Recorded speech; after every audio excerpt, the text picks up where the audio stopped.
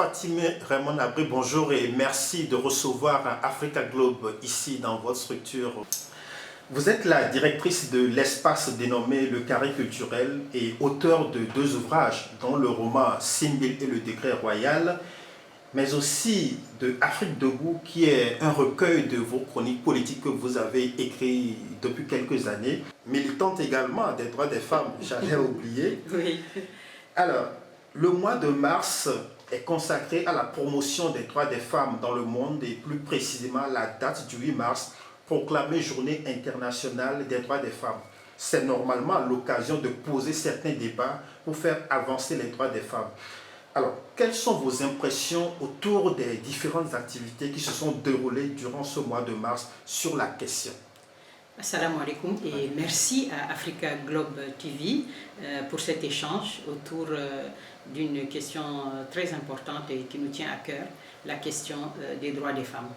Effectivement, comme on a l'habitude dans la mesure où ça a été institutionnalisé par les Nations Unies, la journée du 8 mars et au-delà, le mois de mars est un mois consacré à toutes les questions qui intéressent les femmes. J'ai constaté pour ma part que effectivement les Nations Unies nous donnent un thème chaque année et ces thèmes s'adressent en général aux États, aux institutions.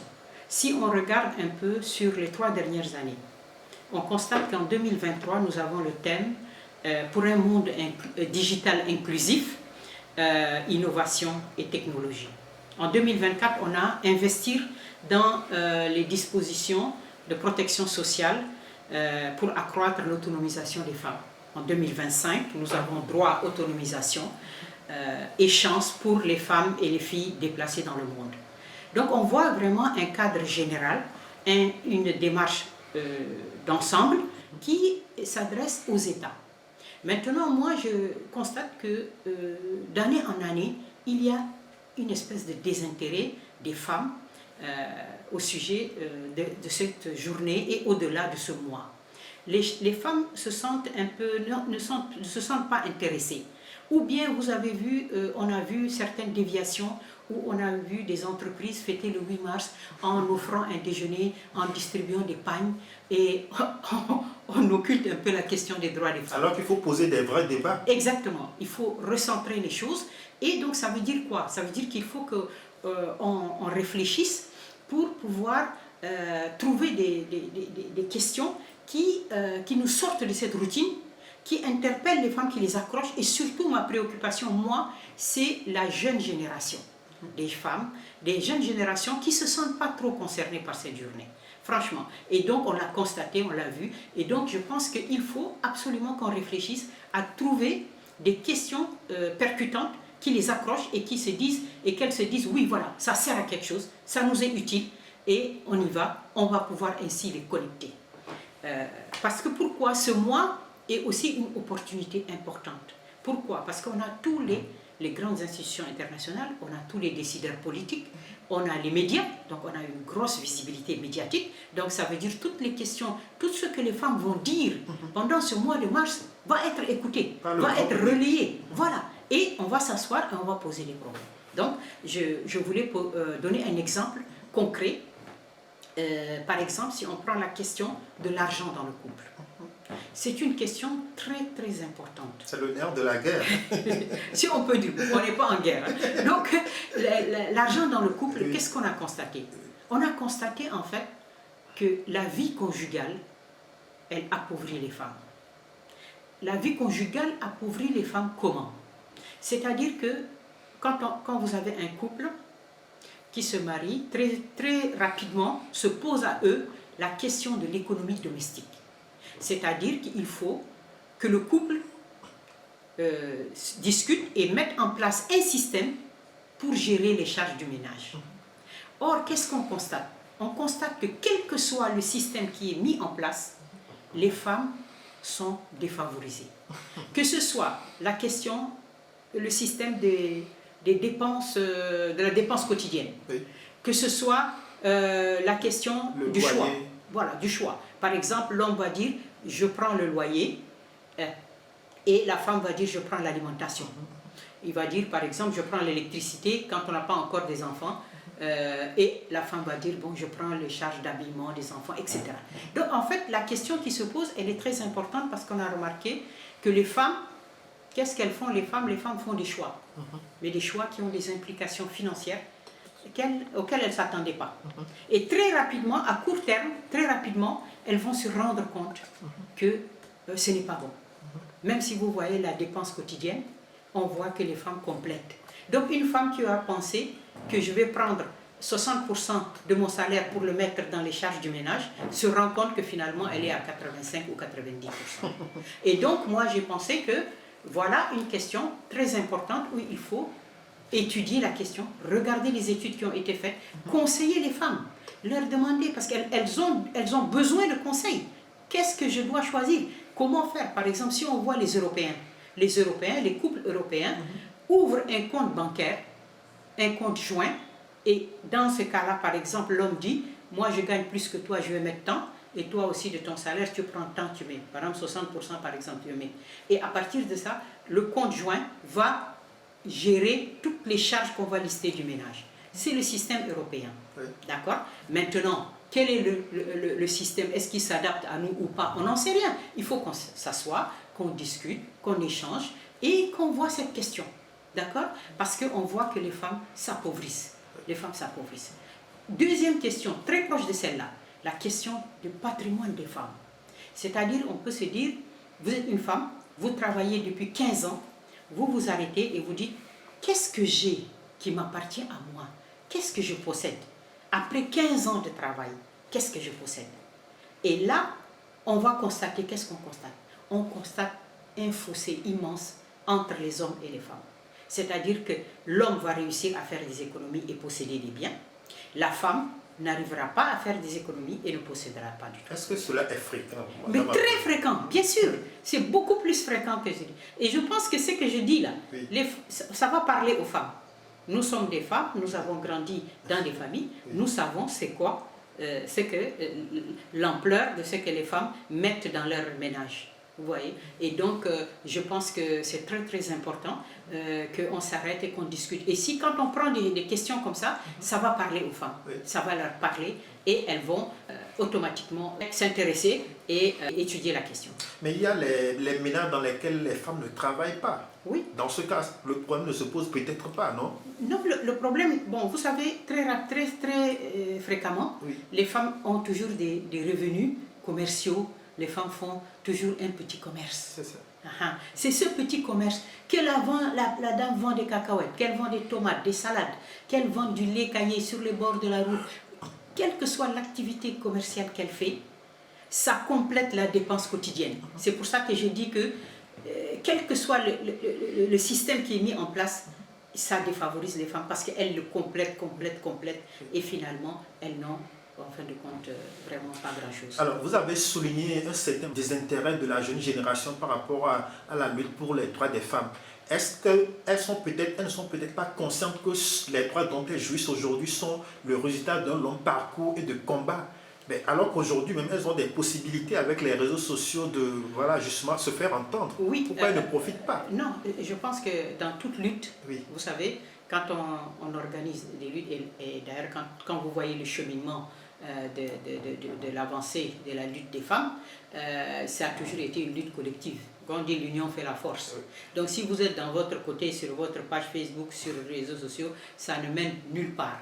C'est le cadre, dans un cadre collectif organisé où vous allez avoir une pensée, c'est-à-dire on va plancher sur un sujet qui sera bien vu sur le plan juridique, sur le plan politique. On va identifier quels sont les obstacles qu'il faut franchir, quels sont là où on a un terrain qui est propice ou pas. Donc ça, on va déterminer, après avoir fait une pensée étudiée, on va déterminer les modalités d'action, comment on va agir. D'accord? Et enfin, comment on va organiser la lutte, la mobilisation pour atteindre les objectifs. Donc cette stratégie-là, elle ne peut être que dans... C'est pour ça que je dis qu'il faut les connecter à nous, il faut les connecter aux anciennes pour qu'elles puissent être mobilisées et autour, elles posent aussi les questions qui les intéressent. Fatima Raymond Abré, alors à votre avis, globalement, sur quel levier faudrait-il agit pour obtenir une nette avancée sur les droits des femmes par rapport à la situation des femmes en Afrique? Alors, c'est une question très importante. Moi, je pense que c'est ma vision des choses.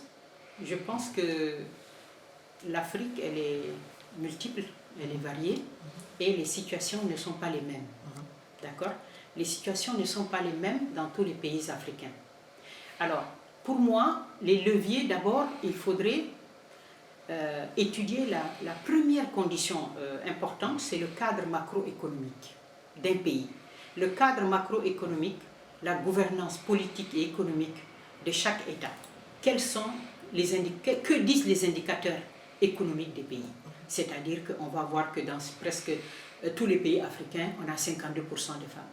Ces 52% de femmes-là, quelle est leur situation en termes de pauvreté, en termes de santé, en termes de soins pour leurs enfants, d'accès aux soins, etc., en termes de participation politique? Tout cela, quelle est la situation? Donc, le premier levier, c'est l'analyse du cadre macroéconomique et des indicateurs économiques. Et puis ensuite, nous avons des conditions, un levier qui est inhérent, si on peut dire, aux femmes personnellement. C'est-à-dire que les femmes elles-mêmes, elles doivent se former. Et elles doivent bien se former. Elles le font. Elles doivent, comment dirais-je, entrer dans des formations très pointues. D'accord? Entrer dans les formations très pointues, développer leurs compétences, avoir une expertise avérée. Et de plus en plus, elles le font. Mais en même temps, il faut qu'elles aient de l'expérience. Parce que vous savez que parfois, on vous dit, d'accord, vous avez des diplômes, mais vous n'avez pas d'expérience. Donc, elles vont essayer d'avoir de l'expérience. Et je dirais que ce qui caractérise, quelque chose qui caractérise, qui est très important, qui caractérise les femmes africaines, c'est conduire une lutte patiente. Les femmes africaines sont très patientes, c'est-à-dire qu'elles ont grignoté des espaces, elles ont franchi des obstacles, enjambé des difficultés, lentement et sûrement. D'accord? Et n'oublions pas quelque chose d'important, c'est que les femmes doivent concilier la vie privée et la vie professionnelle.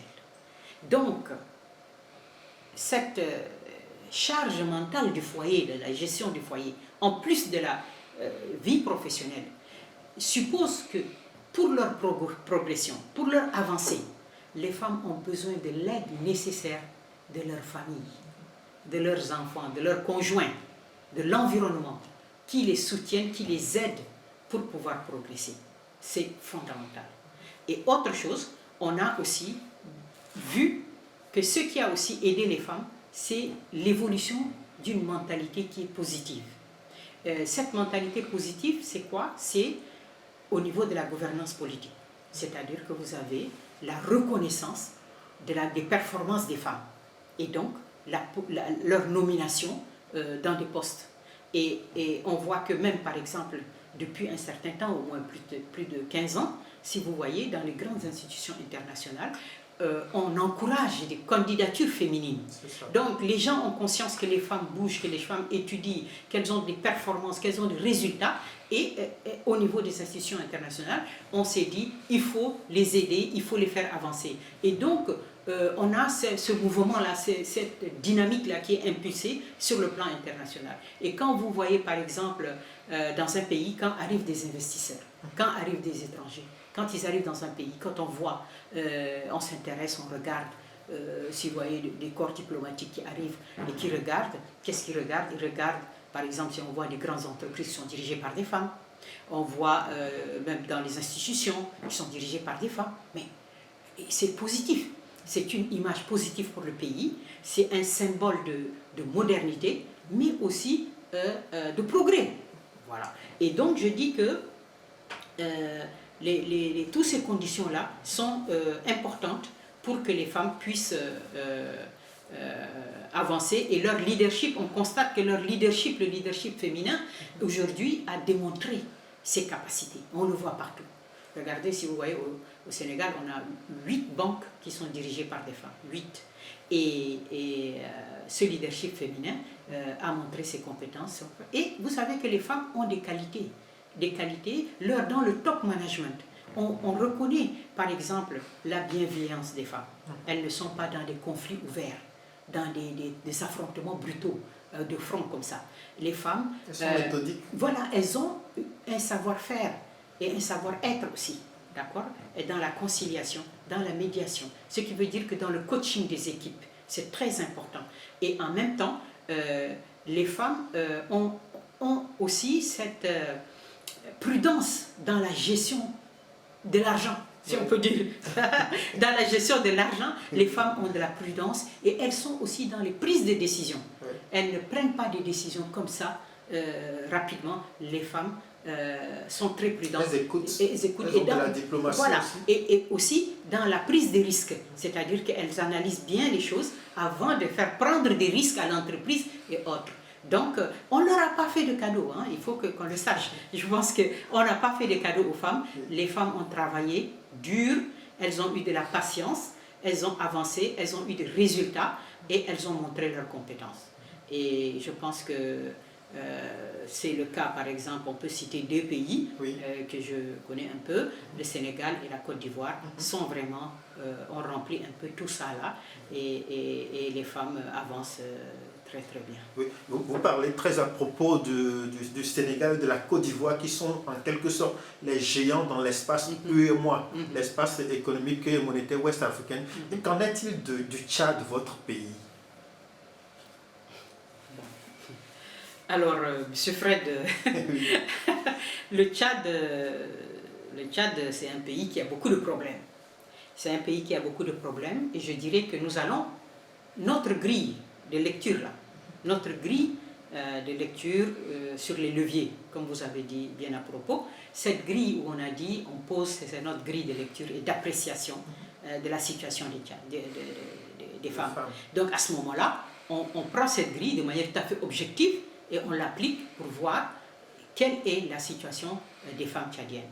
Donc vous avez d'abord, dans l'appréciation de ce cadre macroéconomique important, nous avons tout, et on ne parle pas dans le vent. Donc je dis que les rapports, tous les rapports des institutions financières internationales, la BAD, OSIWA, les ONG, OSIWA, Oxfam, UNICEF, ONU Femmes, FMI, Banque mondiale, tout ça là, tous ces indicateurs montrent depuis presque 25 ans, nous avons une situation catastrophique sur le plan économique au Tchad. C'est-à-dire, et ça c'est sur tous les plans, santé, éducation, accès à l'eau potable, accès à la maternité, aux soins, la participation politique, tout. Et donc ça impacte beaucoup plus les femmes? Mais bien sûr, parce que pourquoi? Qu'est-ce qu'on constate? Il y a 52% de femmes au Tchad. Nous avons 19 millions de Tchadiens, dont 4 millions qui sont à la capitale. Ça veut dire que les 15 millions sont dans les provinces. Or, que nous montrent ces indicateurs économiques? Ils nous montrent quelque chose de très désolant et triste, c'est que la pauvreté, elle a un visage féminin au Tchad. Elle a un visage féminin au Tchad. Est-ce que ce n'est pas presque partout sur le continent? Non, pas du tout. C'est plus accentué. C'est accentué parce qu'à cause de l'état général, et on voit une pauvreté partout. Et je parle devant témoins des Tchadiens, nous avons une pauvreté qui est partout, dans tous les pays. On le voit à Béché, Ati, Mongo, on le voit dans tout le sud, Sar, Mundou, Doba, on le voit à l'extrême nord, on le voit dans le Kanem, Bol, Mao, Moussoro, on le voit au nord, on le voit à Faya, on le voit dans la région du Borkou, la pauvreté, au Tibesti, on le voit dans le Lénidi, partout, ce qui frappe, c'est cette pauvreté. Et nous voyons nos sœurs tchadiennes. À Dodan, on est un pays pétrolier, on est un pays qui exporte de l'or. Nous voyons nos sœurs tchadiennes à Dodan, qui essayent de rallier, vaille que vaille, sous le soleil, des postes de santé avec leurs enfants. On les voit enceintes sur les charrettes en train de se déplacer pour chercher des postes pour accoucher. On les voit pieds nus, marcher sous le soleil ardent, pieds nus. Donc, on voit des femmes tchadiennes démunies, pauvres, sans ressources. Et ce n'est pas fini. Parce que pourquoi? Sur un autre plan, on constate qu'il y a énormément de violence sur les femmes tchadiennes. Beaucoup de rapports sont là. Nous avons une violence verbale, nous avons des insultes, des agressions, nous avons des viols, mais à une échelle importante, ce n'est pas des faits divers. Donc, on a, tout cela se fait en toute impunité. Donc, on voit bien que, en même temps, la deuxième condition qu'on avait dit, qui était la condition de l'évolution des mentalités. Et ça, je le dis vraiment, c'est quelque chose de désolant, parce que depuis un certain nombre d'années, nous avons un concept qui a été inventé, qui n'existait pas avant au Tchad. Ce concept s'appelle Marasakit. Marasakit, c'est Mara, ça veut dire femme, Sakit, ça veut dire de rien du tout. C'est-à-dire quelque chose qui n'a aucune valeur, de rien du tout. Même un animal, c'est meilleur. Donc, on a ce concept illustre le mépris total envers les femmes tchadiennes. C'est tellement désolant. Et en Qui a inventé le concept? Ce sont les gens du pouvoir. Et personne ne combat le concept? Non, parce que on va le voir. Parce que c'est stigmatisant déjà. Absolument, c'est stigmatisant, c'est méprisant, et ça illustre, c'est ça qui est le point qui va nous donner la vraie lecture de la réalité de la situation des femmes. Parce que ça, là, ce concept-là, qu'est-ce qu'il entraîne? Il entraîne une négation des droits des femmes. Et on va le voir de manière très précise, à travers un point central. Oui. Le point central qui est la non-adoption du code de la famille. Donc, ce code de la famille, ça fait, je crois bien, 16 ans qu'il n'a pas été adopté. Pourquoi? Parce qu'on voulait faire des réformes et il y a eu des divergences et ça a bloqué. Mais dans tous les pays, rappelez-vous, même au Sénégal, quand on a eu à adopter le code de la famille, ça a été des débats houleux, des choses invraisemblables. Au Mali. Voilà, partout. Donc, mais l'État a ses responsabilités. Oui. L'État prend ses responsabilités et l'État mène les débats, oui, essaye de rapprocher les gens pour arriver à avoir. Parce que le code de la famille, il gère tous les problèmes de mariage, de divorce, etc. Donc, qu'est-ce que fait l'État? L'État abandonne les citoyennes tchadiennes. Donc, on a laissé tomber cette affaire-là, de code de la famille, là, depuis 16 ans. Donc, à chaque année, vous voyez, c'est ça qui est intéressant, à chaque année, au moment de la Journée internationale des droits des femmes, nous avons les femmes qui inscrivent sur leur plateforme la nécessité d'adopter le code de la famille. C'est juste l'inscrire sur la plateforme. Et après, l'année prochaine, rebelote, on le réinscrit encore, à nouveau, sans rien faire. Rien ne bouge. La preuve, c'est qu'on est 16 ans après. Donc, ça là, c'est très important parce qu'en fait, qu'est-ce qui se passe? Quand on n'a pas, on ne sait pas qu'est-ce qui nous régit. Donc, vous allez avoir des ordres judiciaires comme ça qui vont s'imposer par empirisme, mais pas par... Vous voyez? Donc, ça veut dire que vous avez un homme qui va venir dire « Je veux divorcer, mais moi, mon ethnie, dans mon ethnie, nous, on récupère nos enfants. C'est à nous les hommes. Donc, les femmes n'ont pas le droit. » Même s'ils sont mineurs? Oui, oui. Même des bébés de 2 ans. Ah oui? On a vu des bébés de 2 ans être retirés à leur maman. Et moi, je dis, c'est quelque chose d'indigne. Parce que moi, je ne connais pas de civilisation qui prend des bébés de 2 ans qui les arrache à leur mère. Toutes les civilisations, on laisse les enfants au moins 7 ans, jusqu'à 7 ans, pour le bien-être de l'enfant. C'est ça. Vous voyez, on arrache les femmes tchadiennes perdent leurs enfants. Et elles ne peuvent... Alors, il y en a d'autres, en l'absence de l'eau. Qu'est-ce qu'il dit? L'autre monsieur va dire, ah oui, moi, dans notre communauté, c'est moi seul qui actionne le divorce. C'est moi qui l'actionne. Toi, tu n'as pas... Voilà, la femme ne peut pas divorcer. Ah oui. Voilà, je ne peux pas. Voilà, je ne peux pas. Quel que soit ce qu'elle subit. Quel que soit ce qu'elle subit, c'est lui. S'il accepte, il va pas. Si on le supplie, si on lui dit, s'il fait un chantage, on cède à son chantage, ok. Donc, l'homme ne peut pas... c'est l'homme seul qui... La femme ne peut pas. Donc, elles perdent la capacité de demander. Et l'État, où est l'État encore? L'État a encore abandonné. En fait, qu'est-ce qu'on voit? Pas d'adoption du code de la famille, des abus de pouvoir, abus d'autorité. La personne qui impose de prendre son enfant, ça, ce sont des gens qui ont du pouvoir. D'accord? Sinon, on fait une bataille rangée, n'est-ce pas? Voilà. Et l'État est absent. L'État n'existe pas.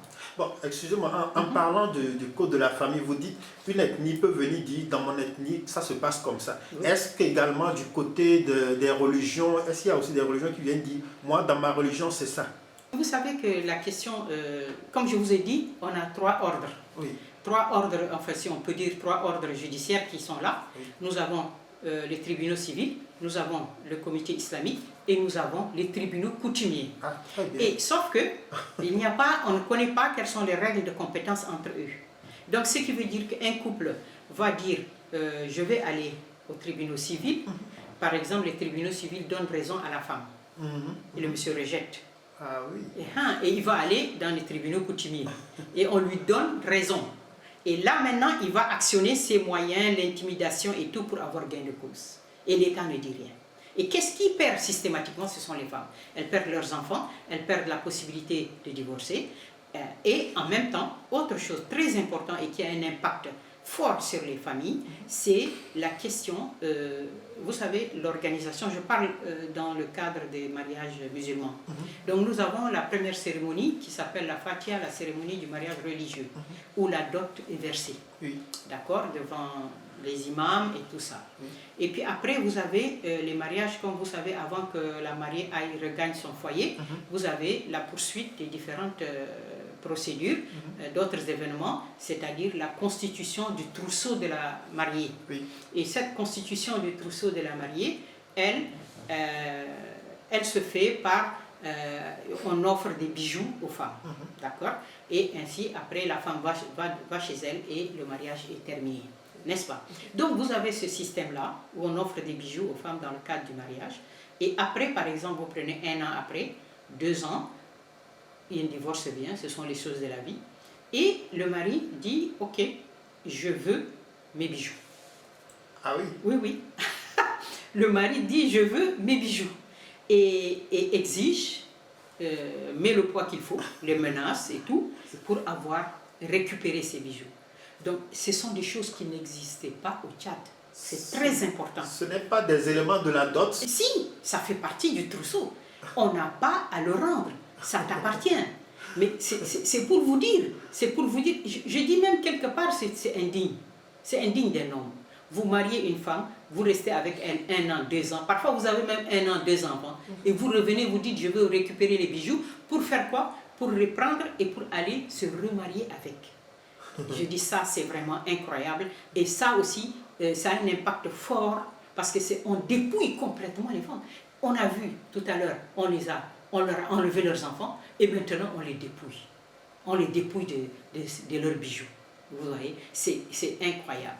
Et l'État laisse faire. Et en même temps, ce qui est assez particulier, c'est qu'en même temps, on a une espèce de propagande officielle qui dit le gouvernement tchadien est composé de 30% de femmes. Vous voyez? Oui, il y a 30% de femmes. Mais quel est l'impact? Mais qu'est-ce que vous faites aux femmes là, hein? Il y a de la violence verbale, il y a des agressions physiques, on leur prend leurs enfants, on les dépouille et on dit parallèlement il y a 30% de femmes dans le gouvernement. Mais ça là, c'est de faire valoir. Parce que vous voyez, nulle part, membres du gouvernement femmes, députés, femmes, les femmes députées, nulle part, je n'ai entendu quelqu'un se lever pour parler de tous ces problèmes que je vous ai cités, qui impactent la vie quotidienne des femmes. Pourtant, il y a des députés femmes. Et pourtant, il y a des députés femmes et il y a des ministres. Donc, ça veut dire que le système-là, qu'on a plaqué sur ce pays-là, donc, il dépasse de loin le cadre des femmes. Elles n'ont même pas l'ouverture pour poser le problème. Vous voyez que je vous ai parlé tout à l'heure de la non-adoption du code de la famille. Chaque année, ils le mettent sur les plateformes. Point final. Et on reprend l'année prochaine. Ça fait 15 ans que ça dure. Donc, cela veut dire qu'il n'y a pas d'ouverture pour permettre aux femmes de parler sincèrement de leurs problèmes. Parce que automatiquement, leurs problèmes renvoient à l'attitude de l'État. À l'attitude de l'État qui a laissé complètement donc, la petite élite donc, de femmes, ministres, députés, cette petite élite politico-administrative qui tourne autour du pouvoir, mais elle est obligée de se taire. Elle est obligée de faire profil bas ou de faire les louanges du pouvoir sans que sans vraiment se mettre à défendre les femmes.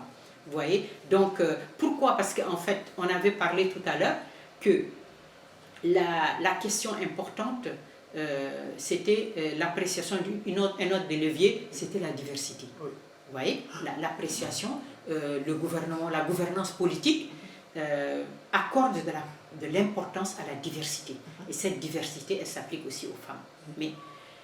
Et c'est sur ça, en disant, on actionne le levier diversité, c'est pour ça qu'on a mis 30% de femmes. Oui, mais, dans le gouvernement. voilà, mais qui ne peuvent pas se parler de leurs problèmes. Hein. Oui. Donc, alors, ce que je dis, c'est quoi? C'est que quand on regarde bien le système politique qu'il y a au Tchad, c'est quoi? C'est que la gouvernance politique du pays, puisque c'est elle qui a un impact sur la vie des citoyens. Cette gouvernance, son ADN, si on peut dire, l'ADN de la gouvernance politique au Tchad n'accorde aucune place à la diversité, à l'échelle nationale. Si cette diversité n'est pas à l'échelle nationale, c'est-à-dire que vous n'avez pas parmi ces 19 millions de Tchadiens, hein, ces 19 millions de Tchadiens de toute origine, qui doivent normalement, dans le cadre d'une gouvernance normale, d'une bonne gouvernance, si on peut dire, inclusive, doivent participer à la gestion de la chose. Donc il n'y a pas de représentativité différente. Non, il y a des faire-valoir. Vous comprenez, c'est très important. Vous avez des faire-valoir. Mais quand vous voyez la radioscopie, quand vous scannez l'administration tchadienne, qu'est-ce que vous voyez? Vous voyez la culture de l'entre-soi. Vous avez les clans, vous avez les familles, les belles familles, les sœurs, les quoi, qui trustent tout, qui ont une main basse sur tout ce qui a de l'argent dans le pays. Que ce soit le fruit du travail de ces 19 millions de Tchadiens, que ce soit les ressources minières et autres. Vous comprenez? Tout ça là, hein, c'est capté par un clan, la culture de l'entre-soi, les familles, le clan, les belles familles, la sœur, la belle-sœur. Vous prenez le scan, c'est ahurissant. Le scan de tous les postes juteux, de toute l'administration, tous les DAF. Mais c'est impressionnant. C'est-à-dire que ce n'est pas la gestion d'un État. C'est comme si la gestion d'une propriété privée. Oui. Vous voyez? Donc, on s'étonne avec une telle gestion, hein, qui est là depuis 25 ans. On s'étonne que nous sommes derniers en tout, M. Fred. Le Tchad est dernier en tout. On est 191e sur 192. Ah bon? Mais bien sûr. Mais les indicateurs économiques, là, c'est de ça que je parle. C'est-à-dire que comment pouvez-vous espérer rassembler un peuple, le mettre debout pour qu'il travaille et qu'il arrive au développement? Si ces gens-là ne profitent pas du fruit de leur travail, si les ressources du pays ne sont pas partagées équitablement. Mais c'est impossible. Donc, il n'y a pas l'ADN de la gouvernance politique au Tchad n'accorde aucune place réelle à la diversité. Et à partir de ce moment-là, si à l'échelle nationale, vous n'avez pas de diversité, où est-ce que vous allez l'avoir pour les femmes? Regardez les femmes, la situation des femmes tchadiennes, elle est vraiment, c'est triste, hein? Oui. Nous, ça nous rend très tristes, oui. Parce que nous avons un système qui exclut les 3/4 des 19 millions de Tchadiens, oui. Et donc, vraiment c'est très triste. Et ça veut dire quoi? Ça veut dire qu'avec un tel système, on ne pourra jamais développer ce pays. Et ce n'est pas pour rien que depuis 25 ans, nous sommes derniers en tout. Voilà. Alors, justement, par rapport à la situation des femmes que vous peignez, il n'y a pas une société civile active de femmes qui militent pour que ça change, pour se faire entendre? Non, parce que... Revendiquer? Non, la preuve. Parce que la société civile, vous avez, quand vous avez des ministres, bon, je dirais, je voulais faire une petite parenthèse, parce que beaucoup de gens sur le net indexent la ministre de la Femme. Donc on lui dit, ouais, pourquoi elle ne fait rien, la situation des femmes. Mais je voulais simplement dire aux gens, mon point de vue en tout cas, je pense que... on lui demande trop. Regardons avec lucidité et regardons objectivement notre pays. La catastrophe. Hein? Que peut faire la ministre de la Femme devant cette situation extraordinaire? elle ne peut absolument rien faire. Vous avez 52% des femmes qui sont pauvres, démunies, sans ressources. C'est toute une philosophie que les gens mettent en œuvre pour dominer les gens. Donc je pense que vraiment, ce n'est pas la peine de jeter la pierre à la ministre de la Femme. Elle ne peut absolument rien faire. Regardant la gravité de la situation que nous avons peint tout à l'heure. La preuve, c'est que pourquoi les femmes députées ne parlent pas, pourquoi maintenant, demain, on a des femmes sénateurs, on verra bien si elles vont parler. Donc, voilà, nous n'avons pas d'ouverture, les femmes ne sont pas libres à parler, à discuter, à manifester. Une société civile quasi inexistante. Il y a une grosse frilosité du pouvoir par rapport à l'expression libre. C'est quasiment impossible. Et nous, ça nous rend vraiment tristes parce que nous savons que nous avons un pays qui a beaucoup de potentialités, beaucoup de richesses, et nous avons un peuple aussi extraordinaire qui travaille et qui malheureusement ne bénéficie pas des fruits de son travail. Alors, Madame Fatimé Raymond Abré, peut-être on a oublié de le dire aussi, vous êtes ancienne première dame du Tchad. Alors, par rapport à la situation de la gouvernance que vous avez peinte, qu'est-ce qui peut changer? Est-ce qu'une alternance peut impulser quelque chose pour le Tchad? Et cette alternance, est-ce qu'il est facile de la réussir un jour? Il n'y a pas de possibilité d'alternance. Je suis désolée, c'est impossible. C'est une utopie. L'alternance démocratique, c'est ce que vous dites, hein? Oui, l'alternance démocratique des élections libres. C'est ça. C'est impossible. Avec un opposant au pouvoir. Non. Vous savez que le régime et la façon dont ils ont mis le système tel qu'il est organisé, vous avez des régions entières où vous avez des gens qui ne peuvent pas, par exemple, tout le nord du Tchad, il n'existe pas. Tout le nord? Tout le nord, oui. Il n'existe pas, et ça c'est depuis Idriss Déby, il n'existe pas de parti d'opposition, de vraie opposition d'un leader du Nord au Tchad. Pourquoi? Mais parce que le régime ne veut pas. Il ne veut pas. Il est de là-bas? Oui, il est impopulaire. Ils savent qu'ils sont on ne peut plus impopulaires. Et le jour où on va laisser les gens s'exprimer, ben, ils vont voir. Hein. Et c'est pour ça qu'il n'y a pas d'élection transparente, normale. Sinon, je suis seul et je suis candidat et j'ai tous les moyens de l'État. Et vous n'avez rien. Donc, à partir de ce moment-là, l'alternance démocratique au Tchad, non. Donc, vous ne croyez pas que Mahamat qui est là, qui a remplacé son père, ne va pas favoriser l'alternance? Non. Non. Après les deux mandats, il ne va pas partir? Non, jamais. Vous êtes pessimiste, on dirait? Non. Je ne suis pas pessimiste, je suis réaliste. Non, vous savez, les gens ont dit, beaucoup d'observateurs, nous sommes des observateurs de la scène politique tchadienne, nous avons émis, disons, on lui a donné quelques cartes en disant c'est possible que, quand il est arrivé, il était très jeune pendant le régime d'Idriss Déby, on s'est dit, voilà, peut-être qu'il va arriver à se départir de ce système et qu'il va peut-être réussir quelque chose. Mais ça fait 3 ans, on l'a vu agir et je pense, pour ma part, je pense que non. La construction de son pouvoir fait qu'il n'a pas toutes les cartes en main, d'accord? Il n'a pas toutes les cartes en main, il dépend du clan, il dépend de beaucoup de choses et à partir de ce moment-là, il ne peut pas faire ce qu'il veut, si tant est qu'il veuille faire quelque chose. Oui. Je n'y crois pas. Je ne crois pas. Je ne pense pas qu'il souhaite vraiment changer les choses. Je ne pense pas. Alors, Fatimé Raymond Abré, je vais quand même vous demander de nous dire un mot sur le carré culturel. Qu'est-ce que c'est? Oui. Bon, le carré culturel, ça va. Hein, c'est un espace culturel que nous avons mis en place, qui fait son petit bonhomme de chemin au Sénégal. Et donc aujourd'hui nous avons une librairie indépendante, donc nous avons estimé que le Sénégal était un hub et qu'on doit trouver des livres de qualité, des derniers livres de l'actualité, etc. Donc nous avons monté cette librairie. Nous avons une maison d'édition qui, alhamdoulilah, avance bien. cette maison d'édition est un challenge, véritable challenge, parce que la concurrence, elle est là, hein. Oui. Mais nous n'avons pas peur de la concurrence. Hein. Nous n'avons Avec pas des peur géants.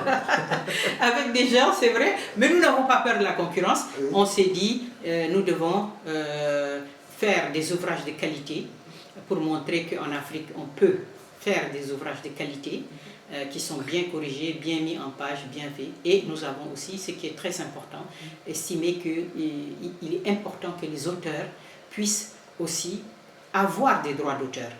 Et nous, on a mis j'ai pris mon bâton de pèlerin, si on peut dire. Je suis allé, j'ai fait le tour des imprimeries au Sénégal, on a discuté pour leur dire, écoutez, la chaîne du livre, on doit arriver à faire des compressions de prix pour pouvoir offrir à tous ceux qui...